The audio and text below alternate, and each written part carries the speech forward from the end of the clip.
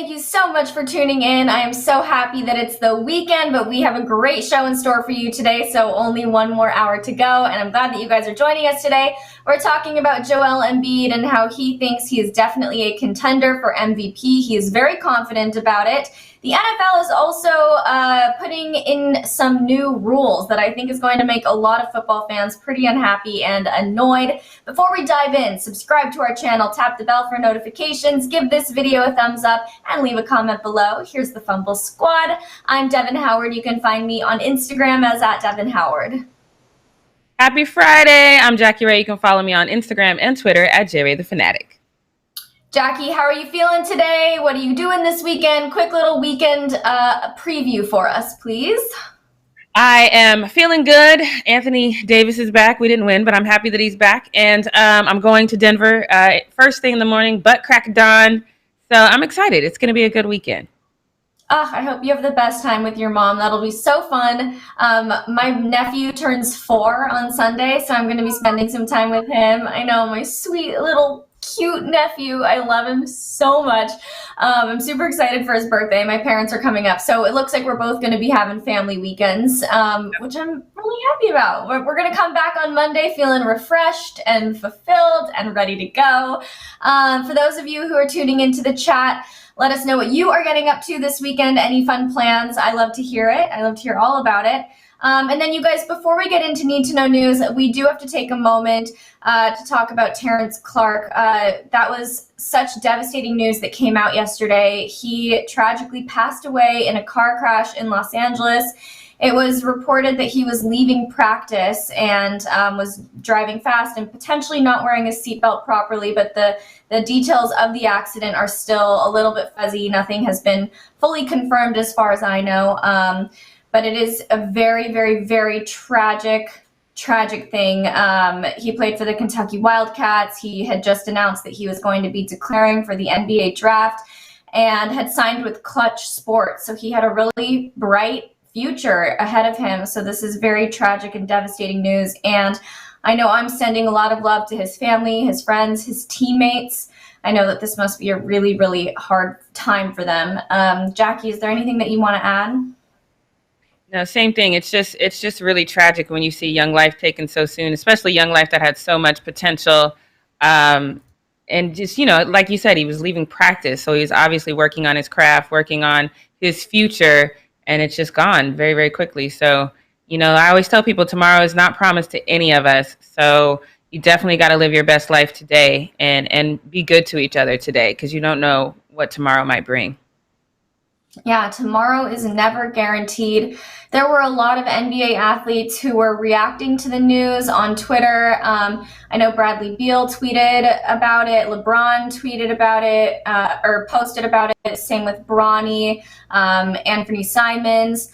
Jaylen Brown was really close with Terence Clark, and he posted that he still wants the NBA to call Terence's name in the draft, which I think would be a really nice way to honor him, because he was really just gearing up to have that successful NBA career that he was, has been probably working for his entire life. So I don't know, this just breaks my heart. This makes me extremely, extremely sad for everybody who was close to him. So for those of you who are chiming in right now or who are watching us after we've already gone live, send some love to his family and his friends in the comment section. Just keep him in your thoughts and prayers. And remember what Jackie said, that tomorrow is not guaranteed. So show some love to the people that you're close to today. On that note, you guys, let's jump into Joel Embiid. Let's talk about his thoughts on the MVP debate, race, whatever you want to call it. So Joel Embiid has absolutely no problem advocating for himself for the 2020-2021 NBA MVP award. He said, quote, "There's no doubt I'm MVP. I've been dominant all season. I'm not going to stop." He also talked about the criticism that he received from Shaq last season and how he felt like he was disrespected and frustrated by it. But he said that it, quote, "opened my eyes to actually realize that I can be that guy." Now, he was, I think, one of the main names that we were hearing in conversations for the MVP award for the first half of the season, but that obviously had to change a little bit when he was out with that bone bruise. He missed 10 total games. And then while he was nursing that injury, we saw Nikola Jokic really kind of move up in those conversations, and sort of it seems like he now definitely occupies that top spot. He's averaging career highs, and he has the added advantage of having started in every single game for Denver so far. But Joel is also having a really, really great and successful season, and this is maybe one of the best years that he's had in his career. He's averaging 30.1 points on 38.7% three-point shooting, 11.3 rebounds, 3.2 assists, but he did miss 18 games this season. But Shaq also even agreed that Joel Embiid deserves to be in that number one spot for MVP conversation. So, Leo, can we get that clip up there for us? I give it to Joel Embiid right now. Because he's playing the game like he's supposed to be playing.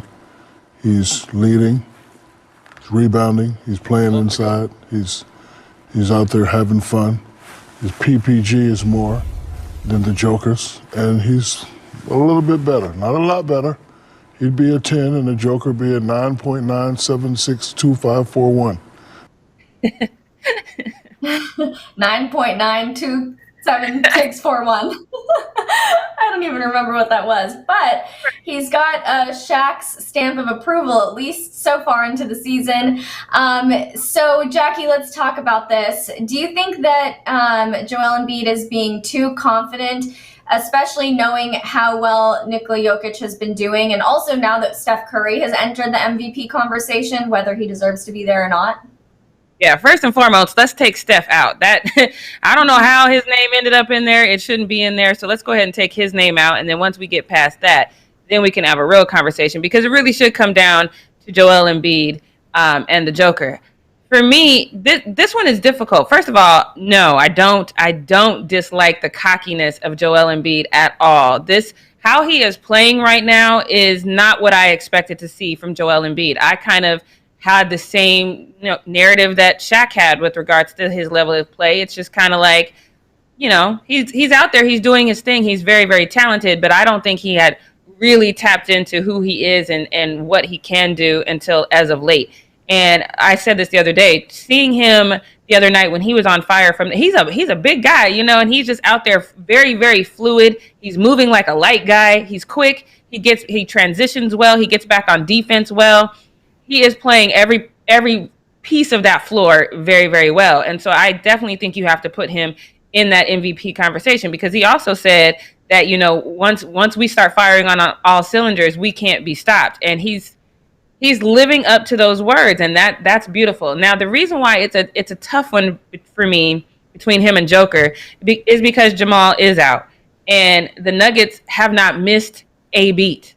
You would not really know Jamal is out because of Joker. He is getting in there, and the way that man plays is very, very interesting. He's kind of slow, but he still does everything very, very well. He still dominates on several areas on the floor. So just to see how he plays and how he is very aware of who he is as a player, and that he's not the quickest, but he's still figured out a way to be very, very effective, is amazing to me. I love to see him play. I know he lost, because I used to criticize him for his weight all the time, and then he got COVID, and then he lost a ton of that weight. As bad as that is, I think that has really helped him, shedding some of those pounds. And it made him a touch quicker, not a lot, but a touch quicker, and he's just doing better on the floor. I love to see that man play, because he plays with a level of intensity that I just didn't expect to see from him, especially with Jamal out. So I love the two of them. If I had to give it to one right now, I'm with Shaq. I would probably give Joel a 10, and I would give Joker at like a 9.79, whatever he said. So it's very, very close for me. But I think, I don't know, maybe not. I think maybe I would inch it to the Joker, just because teams tend to lose a beat when they lose a star. They tend to lose a little bit of momentum when they lose a star. But because of Joker, they haven't. And that's amazing to me. So maybe I would give Joker the 10, and then Joel like a 9.99. Is probably where I would land with that. So let me ask you this then, because obviously these two are neck and neck. It's an extremely close MVP race. I mean, just normally, Jackie, I feel like you are so decisive and you know exactly what side you fall on. So the fact that you're kind of toggling back and forth just goes to show how close it truly is. But the last NBA MVP winner who missed more than 15 games in a season was Bill Walton. That hasn't happened since the 1977-78 season. Joel has missed 18. So how much of that should we consider for this MVP debate? Well, in this particular case, the tide turned when Joel came back. So again, most valuable player. I think sometimes people forget what that V stands for. Most valuable player. So when you're out for those games and the 76ers are kind of trucking along and then you come back and then they turn the corner, that's priceless. You can't devalue a player who does that. So they definitely turned the corner once he came back. And the reason why that's always a big deal to me, because you guys know I harp on this all the time, that when you come back from injury, you better not have just rehabbed physically. You need to rehab mentally too, because you always play a little bit more timid when you're coming back. I have not seen Joel play timid. Not one time. So he did whatever he needed to do to come back and be a mental and physical force on the floor. And again, they turned the corner. So this we might have, when did you say 1950 something? When? 1977, 78. Yeah. All right. So here we go. It's about to happen again. I'm telling you, I think now y'all know this was coming, right? Unless when LeBron James comes back, and all of a sudden we go from the 5th seed to like the number 3 seed because we went off the sheet, then I'm going to give it to LeBron. But until that time happens, then I'm going to have to say Joel Embiid. Okay, so in the chat we have Kevin L. Lang who says team records matter. The Sixers obviously occupy the number 1 spot in the Eastern Conference right now. So if we are considering team records, which we absolutely should, I think that does give Joel a little bit of an edge. But Doug says, slow, can't jump, not that athletic, not fast. These are all horrible things. All true. Yeah, but he still does what he does. He still does what he does. True. But what Doug is saying is that despite that, the dude is ridiculous, IQ off the charts, passing ability, uses his size really well. I think I like Joker because he hasn't missed time. Yeah, he hasn't missed time. And he, despite his setbacks, I guess, in being kind of slow and you know, not a great jumper and not that athletic, he still manages to really impact the game. This is such an interesting MVP conversation. It really, really is, because Joel is having this wildly impressive year, but he missed 18 games. But then there's Joker, who's like not like the most athletic and the fastest and whatever it is, but he also is just like really super productive on the court. So it's a very, very interesting conversation here. It seems like most people are going with Nikola Jokic as their vote, just based on what I'm seeing online. But, you know, that could obviously change. And Joel, if he is falling into second place, he's really not that far behind. I think Shaq was absolutely right with the numbers that he gave for both of them, 10 and 9 point whatever. I want to address one thing really quick in the chat. I think it's Solomon Cone or whatever he says. You guys clearly haven't been watching Curry play. That's actually inaccurate. I watched Curry play a lot this season. I've seen what he's done on the court. He's had an amazing April. I don't care. Again, most valuable player. So Steph deserves every accolade he's going to get. He's breaking records. I think he broke a scoring record. Of course, once he played Bradley Beal, he only scored 18 points. But, you know, that's a story for another day. The most valuable player is when you and all that you're doing on the court causes your team to turn a corner. So everything that Steph is doing is great individually, but it is not helping the Warriors turn a corner. That's why I can't give him MVP, because all that he's doing is really pointless. It doesn't mean anything, right? The 76ers have been doing good.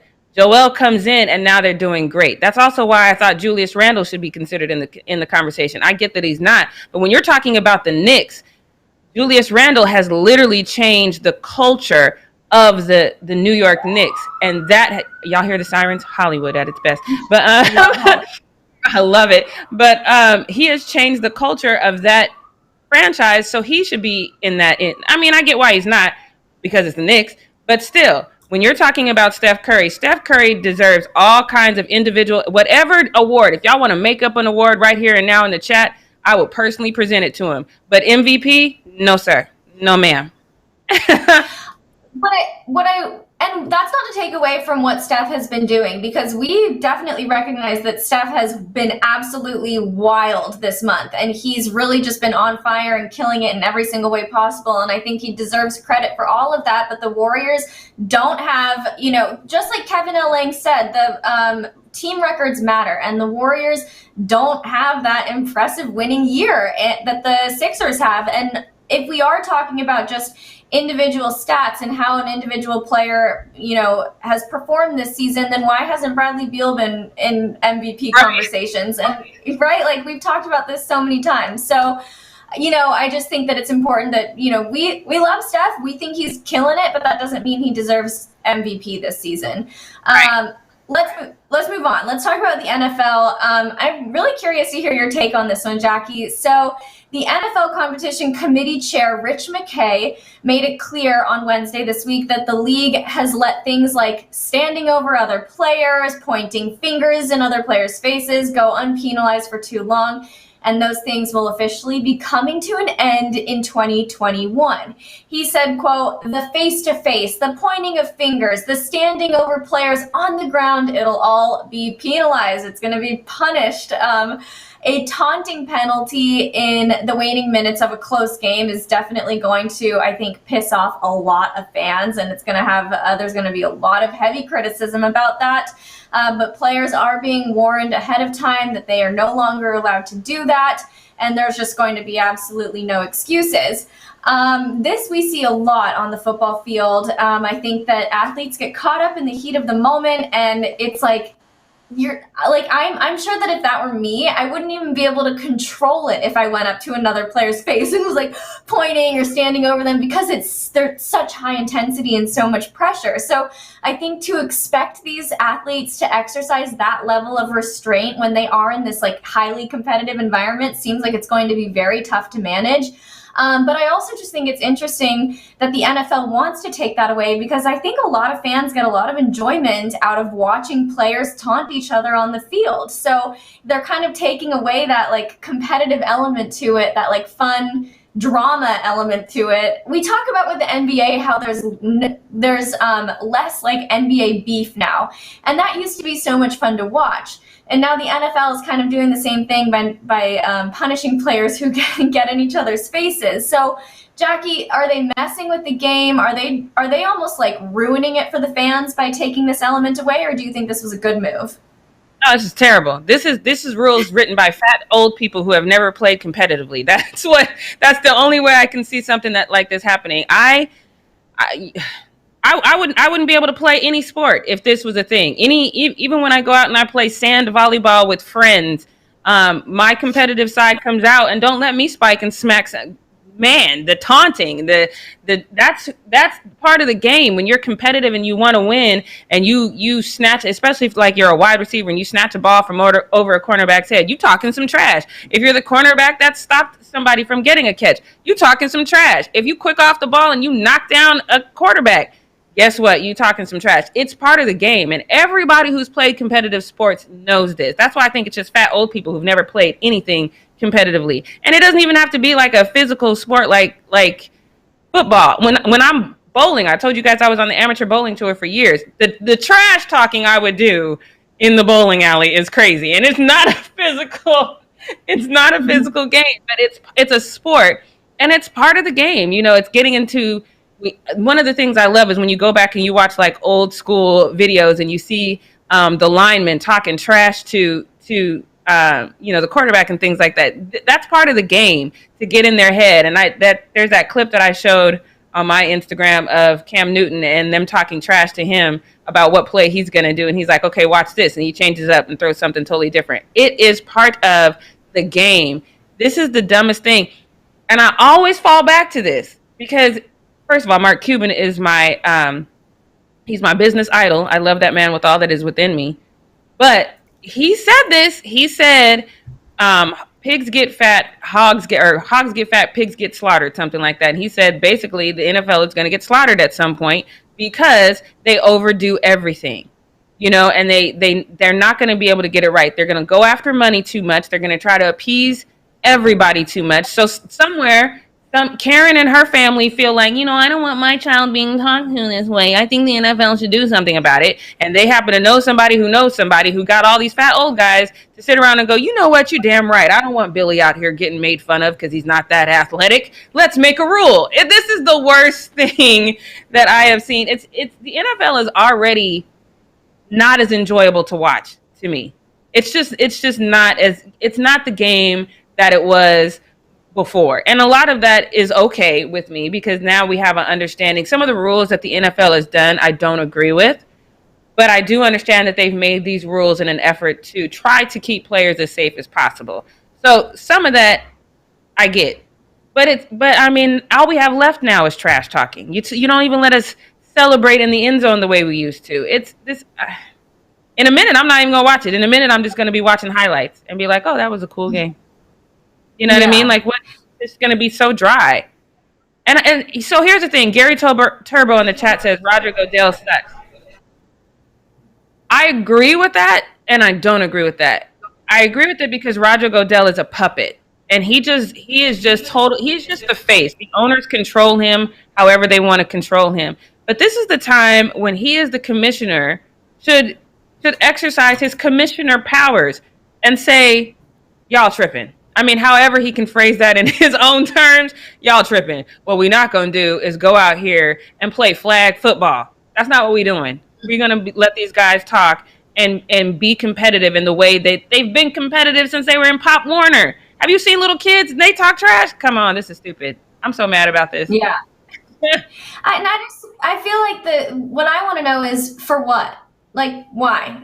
The players don't seem to mind. It seems to kind of even be like a motivating factor for a lot of players if they are losing. Like the taunting and the teasing and all of that, I think it just serves to make the game more competitive and more exciting to watch and more high stakes. And here they are wanting to take that away. It's funny because people already call the NFL the no fun league, and they're just adding to that. Like, why are you wanting to take away all of these various forms of expression that these athletes have? You're expecting them to have such a huge level of restraint here where they're going to, do something that, they would feel motivated to be like, yeah, like in your face or whatever it is. I don't even know what they're saying out there most of the time.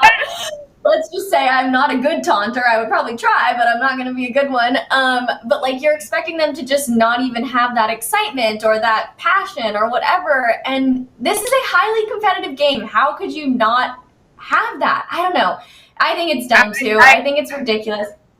I definitely think it came from, I believe in my heart of hearts, this is just, Karen and her family. And so story time really quick. So I used to go, before the pandemic, but sun up to sundown, I was in a sports bar watching every single game possible. Of course, I watch, my Saints or whatever. And there's the occasional slip. Well, it's not even a slip up. I cuss, y'all. It is what it is. So, but when my team does a slip up, there'd be that, what the F are you doing? Come on, guys. And then everybody would, kind of, because I always watch with fellow Saints fans. So everybody's turned up and come on, get it together. And I'll never forget there was this one time that there was this woman there with her about, 10 or 13-year-old. First of all, I don't understand bringing a 10-year-old to a bar, but, do you? So she brings her 10-year-old to the bar, and, it's all these Saints fans. We turned up. We was losing at the time, so we all have potty mouths. And this woman came up to us and very matter-of-factly stood in the circle of us and said, excuse me, you guys stop cussing. My child is here. And I thought it was going to be me, the first one to react, but my friend next to me is like, why the F did you bring a kid to the bar? But that's the kind of thing. And she said, well, I just feel like you should be able to watch sports and not cuss. And I was like, I think you should be able to take your kid home and watch sports at home. Because that's who you want us to dial down who we are to accommodate you. So I'm telling you, somewhere in the world, some people have written to the NFL and said, I just don't like, I don't want my kid growing up thinking that this is okay. And the NFL was like, okay, well, let's appeal to these people. When those people don't play sports. Those people probably don't enjoy sports the same that we do. And it's just going to make it, I don't even know how to explain this. This is stupid. It's going to be interesting to see all the flags. There's going to be so many flags. And at some point, I feel like the owners or maybe the coaches even are going to have to protest this in some way and say, you got to let my guys play. You got to let my guys just play and be who they are. They can't be thinking about, somebody just hit me and they want to get up and say something and now they can't. I don't get it. It's that restraint that these athletes aren't going to have. So yeah, it's just, it's stupid. It's ridiculous. It'll be interesting to watch a game next season and see how all of that ends up even turning out. I just think that they're kind of driving away the fans because we tune in because we like that element of it. We like the drama. We like to see how they're getting in each other's faces. So dumb rule by the NFL.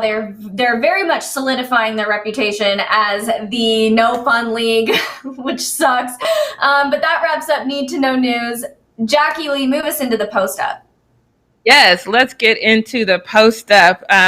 This might open the door for the XFL, though. I just say that. But let's get into this first one because I love this one because we've talked a lot about, women empowerment and really empowering women to own businesses and in sports, everything. So CJ saw Enes Kanter wearing a shirt about supporting women, and he went and bought 10 of these shirts. Now, normally, the price of these hoodies, shirts, whatever, would bother me because $55 for a hoodie or shirt, that's just weird to me.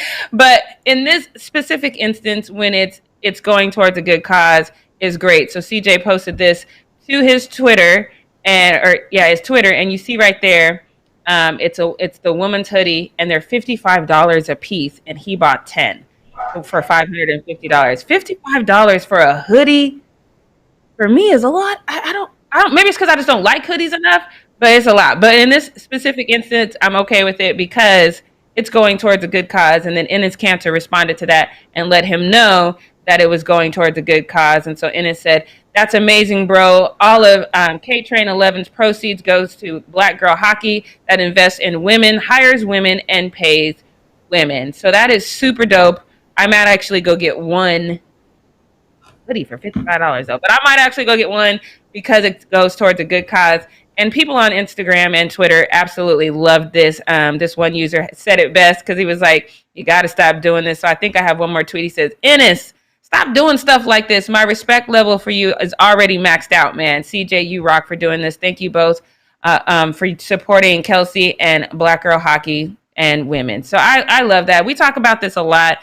And it's always, people say, yes, we need to support women. This is kind of what Draymond was saying. You got all these people saying that they support women, but there's no action behind it. So I definitely respect CJ and Enes for actually putting action behind that, even if it's a small action. But we can all do the same as well. So I am actually going to go and buy one of these $55 hoodies. Clearly, I have a problem with this being $55, but I'm going to buy a $55 hoodie. So let's move on to this next one because this next one is super adorable to me because you have reached celebrity status when Chris Paul does not even want to leave the floor until he meets you. So take a look at Chris Paul meeting Deuce Tatum. Oh, I see where Tristan Thompson's out here.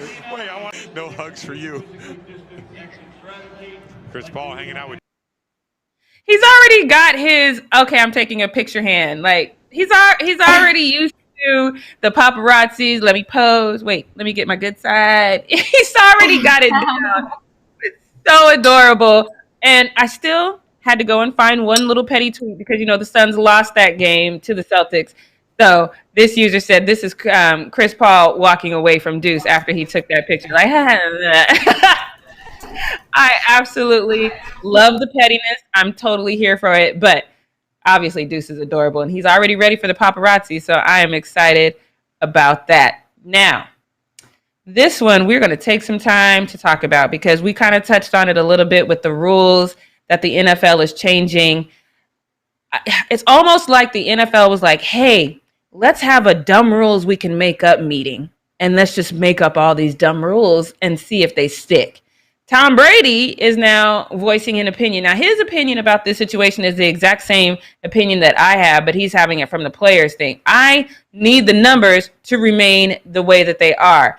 I can spot immediately if there's an illegal man downfield or whatever because of the numbers on the back of the jerseys. I know what numbers go where. I know what's going on because of that. I'm going to literally have to relearn the game as far as like, who is that? Who is that? Because I can't immediately see the names on the back of the jerseys to know who it is. It's the numbers that makes me understand who that person is and what positions they play. Even if I don't know their name, I can tell by the number what position they play. That's all about to change as well. So Tom Brady posted about this, and this user posted this first one. And this is the second part of it, but this is where you can see what the rule is. And so the rule is basically they've agreed to let people wear whatever number that they want to wear. So the NFL has basically approved this. We talked about this a while ago, and I said that they would never approve this. Clearly, I don't know anybody who votes in the NFL because they just out here voting on all kinds of crazy stuff. But now these numbers are going to get weird, and people are going to be able to wear whatever kind of number they want. Tom Brady talked about it, and he was like, he's really not happy with the league expanding the use of the numbers. So this is his first tweet, and he says it's dumb. He says, why not let linemen wear whatever they want too? Why have numbers? Just have colored jerseys. Why not wear the same number? This is dumb. And so I agree with Tom. Let me show you his other tweet that he had on his Instagram. And this is my point. He said, good luck trying to block the right people now. Going to make for a lot of bad football. So obviously, it's just not from a visual standpoint where I just need to be able to see who's who. Obviously, it's from a playing standpoint as well. I trust Tom Brady on this one. If he says it's going to make it harder to know what you're doing, what you're supposed to be doing on the field, I believe him because he's Tom Brady and he's the GOAT. So, Devin, why does this, of all the rules that needs to be changed, why is this even on the list? Why is anything on the list? Why is this no taunting thing on the list? Why is this number thing on the list? This is all dumb. I don't know what the NFL is doing, but it's stupid. I can't explain it, and I'm glad Tom Brady called him out. Yeah, and Kevin Lang in the chat said, okay, quarterback number 68. That would confuse the hell out of me if I was like, because, out here in LA, the games come on at like 10 o'clock in the morning. And if I've gone out Saturday night, I'm like groggy at 10 o'clock in the morning. So if I turn on the TV and I see somebody with a number 68 about to throw the ball, I'm be like, is this a trick play? What is happening right now? I'm going to be so confused. I don't like it.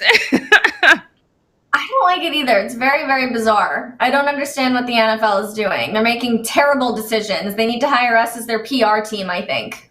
Seriously. They made one good rule that now the guys can smoke weed in the off season and not worry about it. But okay, congratulations. You got 1 out of 3. That's still a failing grade. So I don't know. I'm just so disappointed in the NFL right now. It just makes it gets on my nerves. But let's move on to something else that gets on my nerves, because Devin and I talked about this, and Devin was mortified at the thought of having to wear cargo pants to get into games just to make sure you can have all your stuff in your pockets. So if Devin was mortified by cargo pants, I can only imagine what she thinks about this user who says, this is the solution. This is what we need to do. She says, this is what happens when they say you can't bring bags into the stadium. So now we have JanSport backpack pants and bra tops. These are hideous. I would never now this. So here's my thinking. And I know this is hilariously wrong, but you would have to wear this one because I feel like with the cargo pant, the first one with the JanSport shorts or whatever, like with those, they would be like, no, you have to either rip the bags off or you have to go home and you have to change or whatever. But with the little ones, the little bra tops, and you have to wear it like that. You can't have anything else on underneath. And then that way you can't take it off, because if you take it off, you're going to be exposed. So I think the second one is the only one you can wear. Devin, does this solve the cargo pant problem? I mean, I don't want to say that the backpack shorts are any better than cargo pants. I think that they both should be illegal because they're both hideous. The bra top, I could work with that. I love a crop top. That's kind of my go-to look. And if I'm not allowed to bring a purse, I might as well stuff my boobs with various objects and items that I would need. My driver's license, my lipstick, the tampons if I need them. So I'm okay with the bra top. It's still not the cutest look, and I would be like super pissed if that was how I had to show up to an NBA game, especially a Laker game. But if that's what I got to do to make it work, fine. If that's the way around it, I'll do it. So there is a workaround, and this probably is telling a little too much of my business, but there is a workaround. You can go online, and there is a 22 corset. And what that corset is, it's a corset where you can put a 22 gun in. It's like, so it looks like a stylish corset, but you can hide a pistol in it. So you can get the corset. Well, a girl, drastic times call for drastic measures. I don't like thinking about women walking around with a pistol stuck in their corset. That kind of is alarming to me. Woo, okay. Right. The key is not to ask me how I know about said corset, but I'm saying the pocket is deep enough where you can put your items in. You don't put the pistol in there. Just put your stuff. I'll send you a link. Anyway, let's move on. Okay. Okay, wait. So that is all I have for the post up. We're gonna have a long conversation about what we're not gonna do right now too, because I think that's all I have for what we're not gonna do. Yes. So now let's get into what we're not gonna do. Because I do have one more. Thanks, Leo. Leo done saved my life. He's like, no, you have one more. I probably forgot this one on purpose because it's weird. All right, so look, so there's this couple that decided to go to, I don't remember what game it is, but they brought a bunny. Now, my first thing when I saw this was, this must be an emotional support animal, right? Because why the hell else would you bring a bunny rabbit to a baseball game? That just seems weird to me. But then my mind was like, if you need that much emotional support, why are you at a baseball game? Whatever. So they brought this bunny to the baseball game, and the camera stayed on them for a very, very, very long time. And then we find out what the bunny is about. So I got another tweet in this whole thing that says, this lady got to interview them, and she says, this is my first interview with a bunny. He's 4.5 months old, and he is a therapy bunny, so I was right. And he gave me a kiss too. It belongs to this young lady who lost her restaurant during COVID. So perhaps it is a emotional support animal. But this bunny is 4 months old and has already done more in its 4 months of life than I have done in this entire year. So take a look at this interview with this bunny in the stands. 4.5 months. We have him. He was 1 month old. He's a Flemish giant. He's been to NASCAR. It's his first time in the Giants baseball game. He is, I don't know. Been to Tahoe? Yes, he's been to Tahoe, snow tubing. He done kayaking. He does actually. He's the Lions International Club ambassador. So he gives out like therapy to the little kids. He passed out 400 Easter eggs on Easter. That bunny out here doing a lot. The bunny is out here doing a lot. So here's my thing. I used to have a bunny rabbit. I actually love bunnies because they actually are quite loving once they get to know you. But they poo everywhere. So that was my thing. Like you could literally be holding it in your lap, and then I don't know. Devin, how do you feel about the bunny in the stands? I'm a fan of any animal anywhere in any situation, so I love the bunny in the stands, and if that were me, I probably would have run over there. If I were there, I would have run over there and been like, oh yeah, can I pet your bunny? But I do want to say that bunny is huge. Is it just me, or is it a giant bunny? It is a giant, but she said it was a giant bunny. So I don't know if that's a specific, because my bunny was, he was a tiny little guy. And he loved to fly. He used to love to jump on my mom's recliner, and then you would hit it, and then he'd fly across the room. He absolutely loved that. And he would like come up to you and hit you with his paws until you were like, and then he would go jump on the recliner and be like, let's go. He loved doing that. So that's what I'm saying. Bunnies are super fun once they, establish a friendship with you. But that guy is a little big. I don't think he's wanting to do any kind of extracurricular activity. He seemed like he just want to lay on somebody's lap and get pet, because he's just like, woo. But yeah, so I'm down for. It just seems weird to me to have him at a baseball game, though. But yeah, it's weird. But I have to say, if I had a therapy bunny, I would probably bring him wherever I went to. Baseball games, basketball games, restaurants. Kevin Pryor in the chat said that bunny need to buy a ticket. Yep, he is that big. He probably does need to buy a ticket. All right, so now that was great.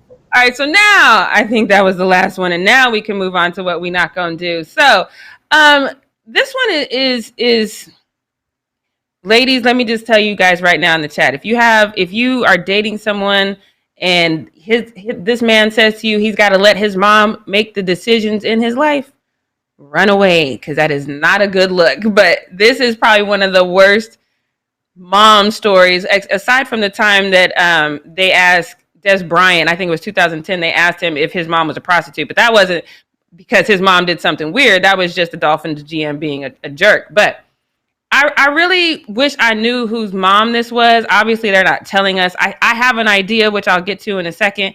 But what they're saying is, and let me show you this tweet, because it's a very interesting story. It says, this year's unique draft process has spawned some odd moments, like when a player's mom told the team she didn't want him to interview. She said, I'll do his talking for him. And that team said, the recruiting is over. In the NFL, we pick you. You don't pick us. So they didn't even get to interview this young man because this mom was like, no. You talk to me. You don't talk to my son. You talk to me.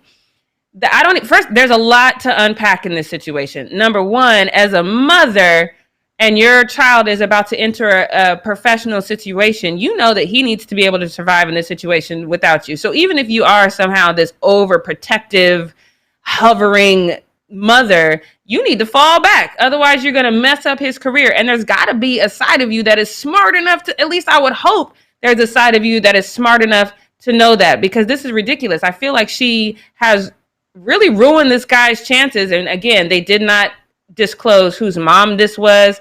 They didn't say, what team it was that was interviewing. But, people are starting to tell reporters some of the weird situations that are going on in these interviews.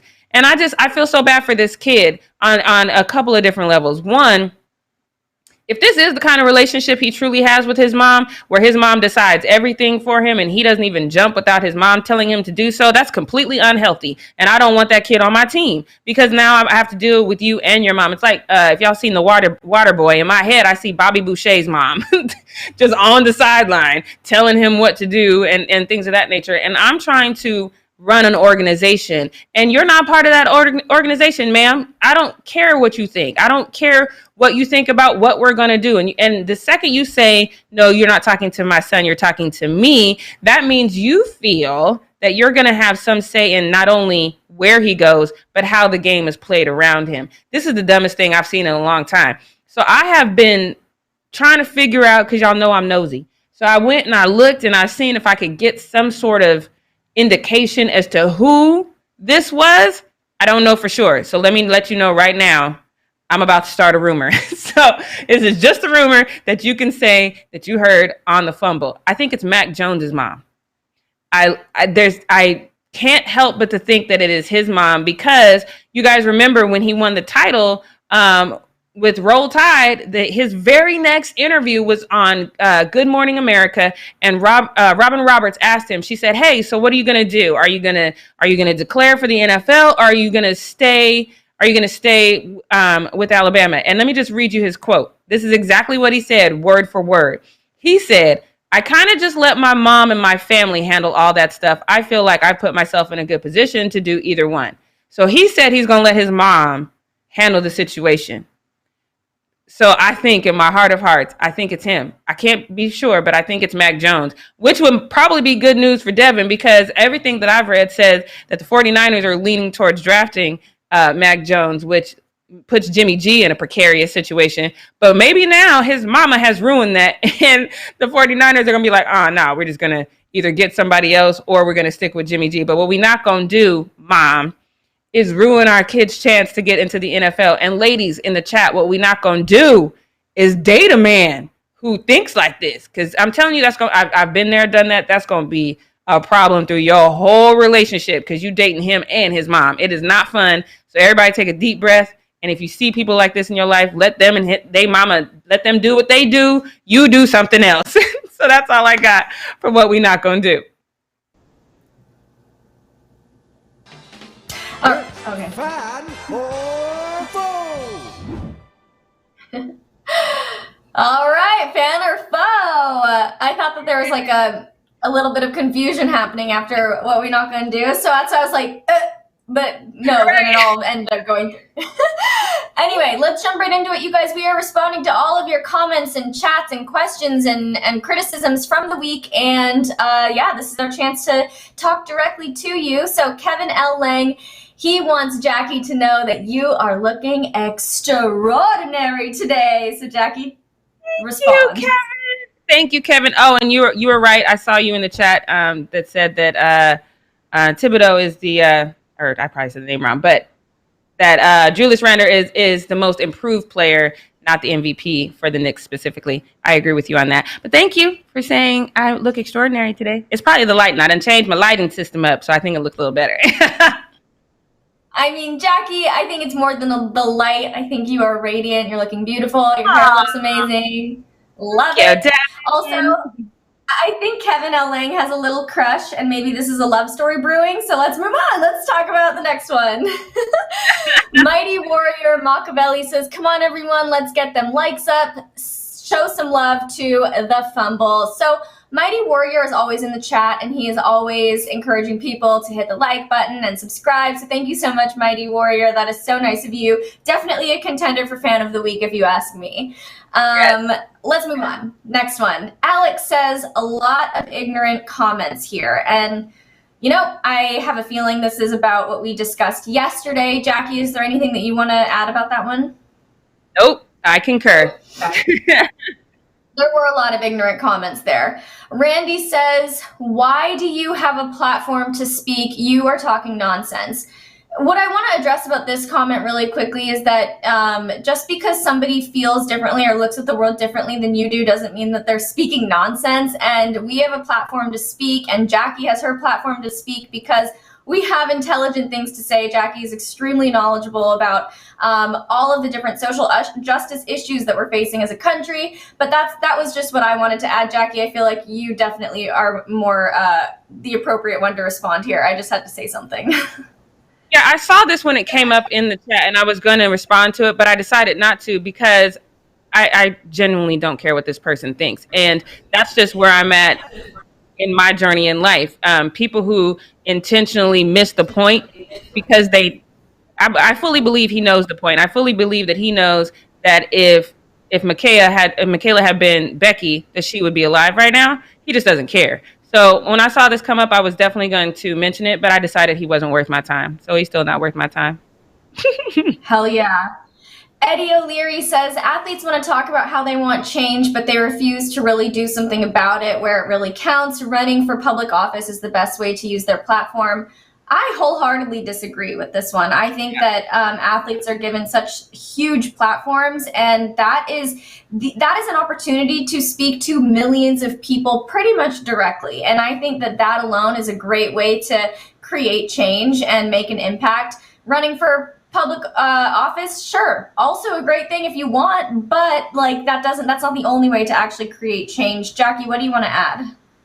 Yeah, I've had people actually say this to me on several occasions, like, oh, you know, you should run for office. First of all, I've done my research. I'm not one of those people that when I hear somebody present me with an idea, I just say no willy-nilly. I'll look into it. And I've done my research. I'm not greasing those wheels. I'm not kissing the behinds that need to be kissed to get to a position politically where you can make a difference. Because everybody owes somebody a favor. And I'm not going into politics owing nobody nothing. So it's going to be hard to get to that point where it's not for everybody. These athletes, though, and their platforms, they have the voice that can inspire the people, and then the people can force the politicians. So it is a trickle-down effect. So people can work from where they're at. But no, politics ain't for everybody. Just know that. Yeah. Definitely. Okay, next one, Leo, please. John Gonzalez, our guy John, he says, the Fumble, I'm waiting to see Ray versus Paul. My money is on Ray. I agree. Definitely agree with that. Let me see how he's practicing. Let me see if I can get Floyd money on the line to train me. And then, okay, maybe. Okay, let's see the next one, Leo. C Square says, this would be Mayweather's lowest pay since the 90s. What do we gain in this contest other than clout? Honestly, we've been wondering the same thing. What is it? Is it a joke to him? Is he just doing it because it's like a fun thing, a fun way to school somebody like Logan Paul? Makes no sense at all. I didn't even know that this was the lowest pay he was going to be getting since the 90s, and that makes me wonder his motivation even more. Maybe he's having more financial problems than we realize, although I just don't understand how Floyd Money Mayweather could be having financial problems. Let's get into the next one. I'm low-key obsessed with Floyd Money, and I watched the thing. That man is not, he's not hurting for money. So, and I didn't know this either. So if this is true, I got nothing. Yeah, we're confused. Mark Law says Russell Westbrook is not a great player, but a GOAT stat patter. No, I disagree. I'm not talking to Mark Law because Mark Law is another one of those people that I ain't got no time for. Next comment. Next comment, let's go. I forget how to say his name. Suleiman, I think. Jackie Ray is like the next Beyonce. I can actually see it for real. Why did you say it like that at the end? Because it was, whenever it's the FR, I always think it sounds like that. That's how I always assume it's going to sound. That was great. Kevin Pryor says the Nets have some issues and the NBA is not fantasy basketball. Injuries, chemistry, and balance will hurt Brooklyn in the playoffs. Can't turn it off and on. I don't want to go so far and say that it will definitely hurt Brooklyn in the playoffs, but I think it does leave a big question mark for how they're going to do in the postseason because they haven't been able to build that chemistry and play together because they literally never do. But I don't think that they're automatically set up to fail in the playoffs. Let's get into the next one. Young Money says, y'all always hating on the Nets. Y'all want them to lose so bad, shaking my head. No? I do. We don't want want to lose. I mean, I do want them to lose, but not because I hate them, but because I feel like they're believing their own hype, and sometimes you need to be humbled a little bit. Just because you have all these stars on the team does not mean you're automatically good. I think they need a humbling experience because the games that a lot of them not playing together wasn't because of injuries, it was because of them, and that's not a good look. So yeah, they need to be humbled a little bit.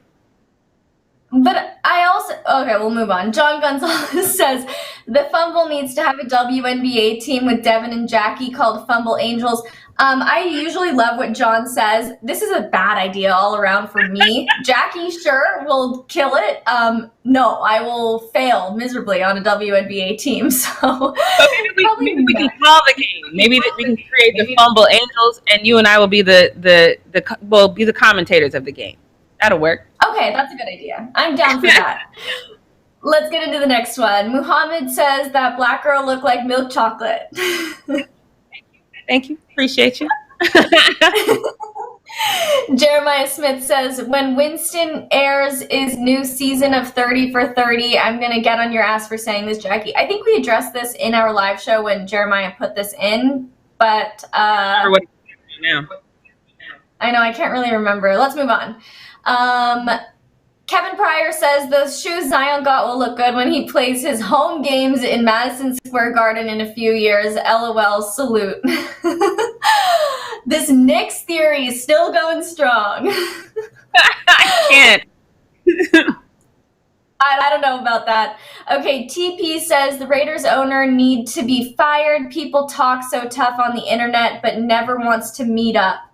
I mean, I think I don't know about this meeting up, but we do agree that that tweet that they posted was just wildly tasteless and insensitive, and it should have been taken down. And that's a big criticism that I have for them, is that they didn't remove it once they found out it was kind of offensive, or not kind of offensive, but that it was offensive. Let's get into the next tweet here. I mean, tweet. I keep saying tweet. Comment. Kendrick Ross says, hi, can I get a shout out? Love y'all vids. I guess that was your shout out. Good for you, Kendrick Ross. That was a shout out. Galen Johnson says, people hating on Ty, let that man act like a celebrity if he wants to. If that makes him feel good at the end of the day, so be it. You know what? I'm all for doing what you want to do off the court, but if it's going to take away from your production on the court, then you need to take a step back and evaluate what's important. But sure, if Tyler Hero can be a celebrity and have his Chipotle bowls and his cereal off the court and still put up really solid numbers and a good game every night on the court at the same time, go for it. He's just not doing as well this season. Let's get into the next one. Tommy, Tyler Hero's girl is 1.8 out of 10. That is so harsh. But Katya Elise Henry has, the big butt. She's got the big butt, and she's got like the lingerie pictures, and she's one of those girls. So it's just your type.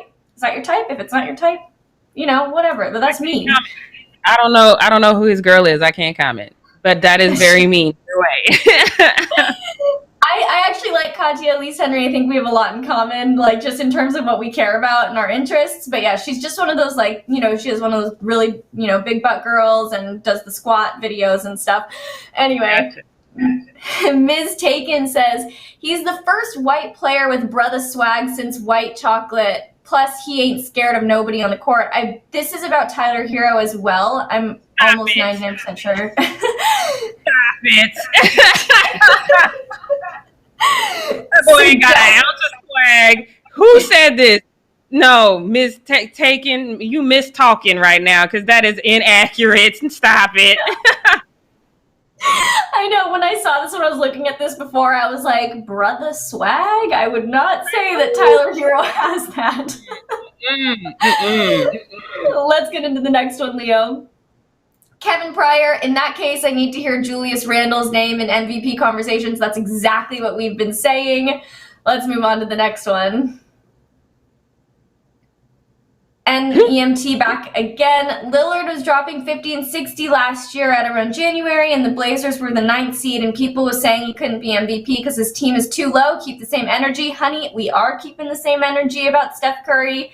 That's exactly why we don't think he deserves to be in the MVP conversations. So that energy is still alive and well. Next one. Or is that it? No way. Did we zoom in like that? Wow. All right, you guys. Okay, so who's fan of the week? Should we give it to... Well, actually, Jackie, I'll let you pick. You got a lot of compliments. There is a lot of sweet things to you. So I'm going to let you choose fan of the week again this week. I don't remember the full thing, but Machiavelli, Yes, what Mighty Warrior. Yes, Machiavelli, Mighty Warrior. You are our fan of the week. Pew, pew, pew, pew. Yay, Mighty Warrior. Congratulations. You're the fan of the week. You guys, don't forget to tune in all of next week. You can leave us comments and questions and whatever throughout the week. If you want your shot to be featured on Fan or Foe Friday, we do this every single Friday. And we are going to be back again Monday at 9 a.m. Pacific Standard Time. My days of the week have been so messed up. Same with you, Jackie. We've both been feeling like this all week. Monday, we're going to be back at 9 a.m. Pacific Standard Time. Mark it on your calendars. Tap the bell for notifications. Subscribe. Leave a comment below. Hit the thumbs up. Show us some love in the comment section. Have a great weekend, you guys. Do something nice for somebody. And remember, tomorrow is never promised. And also send some love to Terence Clark's family and friends and teammates in the comments below because this is a tough time for them. Have a great weekend, you guys. We'll see you next week. Bye.